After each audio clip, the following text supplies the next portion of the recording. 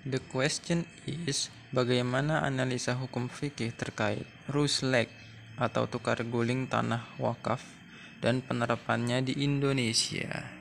Yang pertama, menurut pasal 40 Undang-Undang Nomor 41 Tahun 2004 tentang wakaf dengan jelas menyebutkan bahwa harta benda wakaf dilarang ditukar. Nah, tapi menurut Shibli, larangan itu tidak mutlak. Pasal 41 Undang-Undang Wakaf menyatakan bahwa ruslek tanah wakaf diperbolehkan apabila harta benda wakaf digunakan untuk kepentingan umum sesuai dengan rencana umum tata ruang, berdasarkan ketentuan peraturan perundang-undangan yang berlaku dan tidak bertentangan dengan syariah, dan setelah memperoleh izin tertulis dari Menteri Agama atas persetujuan Badan Wakaf Indonesia.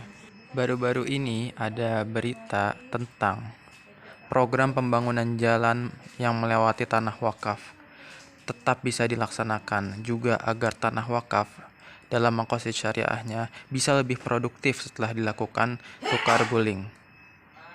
Nah, Undang-Undang Wakaf melarang ruslek tanah wakaf untuk menjaga kemaslahatan harta wakaf.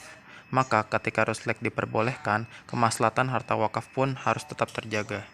Penerapannya di Indonesia sendiri itu melalui beberapa tahapan yang harus dilakukan. Pertama, mengajukan ke KUA. Yang kedua, kantor Kementerian Agama Kabupaten. Yang ketiga, tim penilai yang terdiri atas unsur Pemkot, Pemkab, MUI, Kabupaten, Kota, BPN, Kabupaten, Kota, dan Nazir, kantor Kementerian Agama Provinsi, Direktorat Jenderal Bimas Islam Kementerian Agama, Badan Wakaf Indonesia, dan Sekretariat Jenderal Kementerian Agama. Itu harus melewati semua itu serta perizinannya. Sesuai juga dengan kaidah, pada dasarnya segala bentuk muamalah itu dibolehkan, kecuali ada dalil yang mengharamkan. Berdasarkan hadis Nabi riwayat Imam Tirmizi dari Amr bin Auf, bahwa Rasulullah bersabda, sulh atau penyelesaian sengketa melalui musyawarah untuk mufakat boleh dilakukan di antara kaum muslimin kecuali sulh yang mengharamkan yang halal atau menghalalkan yang haram, dan kaum muslimin terikat dengan syarat-syarat mereka kecuali syarat yang mengharamkan yang halal atau menghalalkan yang haram.